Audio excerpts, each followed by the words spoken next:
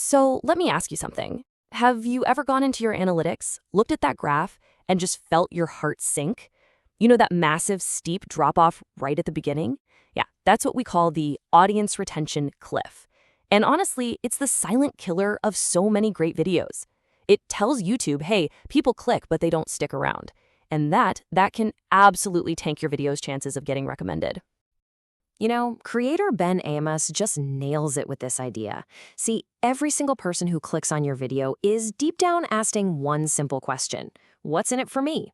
It sounds harsh, but it's true. They're not there for you, they're there for themselves. And the structure of your video, that's your answer to their question. It's the promise that you're about to deliver something super valuable or entertaining. Okay, so let's get real. The whole battle for a viewer's attention, it's pretty much won or lost right here, in those first 30 seconds. I love how Pat Flynn puts it. He calls it getting the click and the stick, right? Your title and thumbnail, they do the hard work of getting the click, but it's your hook, that powerful opening that makes them actually stick around for the ride.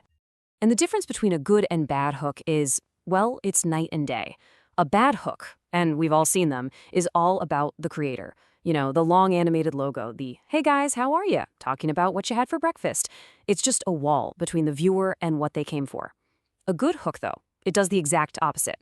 It dives straight into the action, it proves the title wasn't clickbait, and it immediately gives you a reason to keep your eyes glued to the screen. A really powerful hook is basically doing 3 jobs at once. First up, fulfill the promise. You got to instantly show the viewer they're in the right place. Second, and this is huge, you have to create stakes. Show them why this whole thing matters. Like, don't just show how to store collectibles, show them how doing it wrong could make them totally worthless. See? That's a stake. And last but not least, you open a loop. Start a story, pose a question, do something that their brain just has to know the answer to. Okay, so you've got them hooked. Awesome. But the job's not done. Now comes the hard part. You gotta keep them. I love this metaphor from creator Owen Video. He says to think of the middle of your video as stepping stones across a stream. Every point you make, every scene change, every little edit, it's another stone that's carefully guiding your viewer from the start all the way to that big payoff at the end. And one of your most powerful tools for that journey, it's something called the pattern interrupt. Let's be honest, our attention spans are, well, they're not what they used to be. We get bored so easily. A pattern interrupt is any kind of sudden change on screen, and it works like a splash of cold water to the face. It totally resets the viewer's brain and snaps their focus right back to you. And the great thing is, you have a whole toolbox for this. It doesn't have to be complicated. It can be as simple as a quick zoom in on your face, or throwing up a new graphic, or cutting to some B-roll. Heck, even a quick sound effect or a change in the music can do the trick. The key here, and this is great advice from Pat Flynn, is to try and introduce some kind of change at least every 30 seconds. It just keeps that energy up. But listen, all those little edits are just the decorations. The real engine that powers this whole journey is storytelling. This insight from Pat Flynn is just, it's golden. Even if you're making a dry tutorial, find a way to frame it as a story. So instead of a title like 5 tips for Facebook ads, try something like, I spent $200 on Facebook ads, here's what happened. See the difference? Suddenly there's a story with an ending we need to see. It completely transforms boring information into an exciting journey. All right, you hooked them. You guided them through the journey. Now you have to stick the landing. This is so important.